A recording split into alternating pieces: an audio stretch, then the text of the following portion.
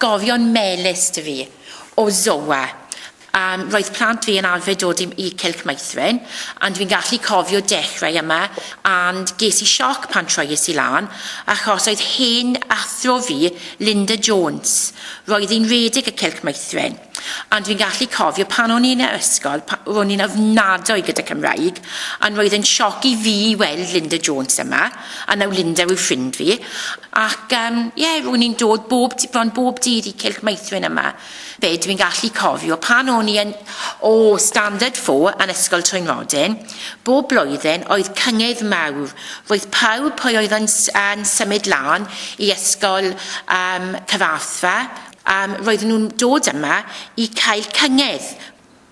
We had no suitable hall in Cyfarthfa Castle, so we used Soar for prize distributions and for concerts. That dated back before my time. It had started before I became head in September 72. It was one of the biggest churches, certainly in the centre of town. So the prize distributions were held here, and concerts were held here. They were often PTA organised. For example, the Dowless Male Voice Choir gave us a wonderful evening in 1975. That was held here, helped to raise money for a new school minibus. And in 1976, Cardiff Polyphonic Choir gave a concert. Great, we were packed out here. And it was followed in 79 with a second concert when the Cyfarthfa Girls Choir participated as well. So Cyfarthfa has much to be grateful for as far as Soar is concerned. They were very good occasions, great occasions, and occasions which are memorable to many of the staff and certainly to many of the pupils. O'n i'n yn y cwr Meibion Treharys. O'n nhw'n ffilmio yma ar gyfer y ffilm Off to Philadelphia in the Morning. Oedd yn sôn am bywyd a bywoliaeth Joseph Parry. Wel, 4 côr yna Bwyddeistryf wedi gael gwahoddiad i canu yma. Daeth y 4 côr y Bwyddeistryf yma i canu a rhan mwyaf ohonyn nhw yn wisgo lan. Well, my early memories of Soar, every year on Good Friday, the services were held in various chapels, and those who spoke Welsh came into Soar. Then, it was during the 1970s, I was invited to preach here. Well, I preached here then up until the year 2000. I think I was invited originally by Miss Evelyn Jones, who was the secretary. Then Bryn Jones, who did it temporarily until Gwynfor Morgan took over.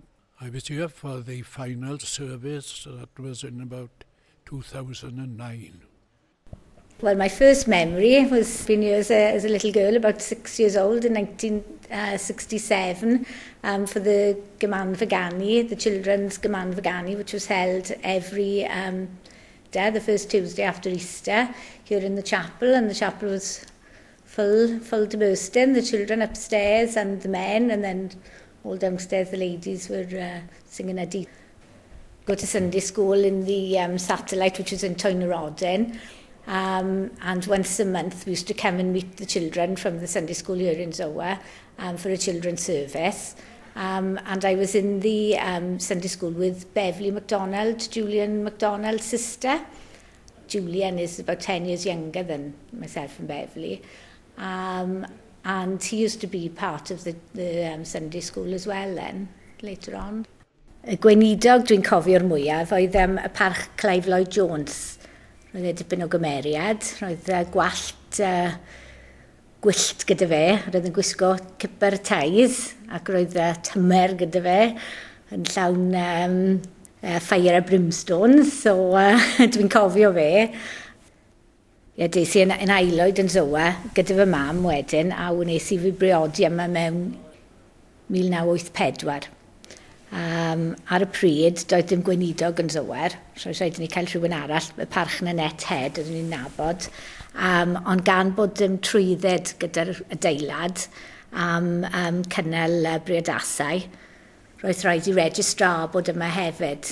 A fy mab Peter wedi cael ei bedyddio yma ym 1987. Felly lot o atgofion melys gen i o'r capel. Mae'n neis i weld y lle yn cael ei defnyddio bob dydd. Mae rhywbeth yn digwydd, dosbarthiadau, a popeth, a mae caffi cwtch yn lyflu, a mae'n lle hyfryd i ddod.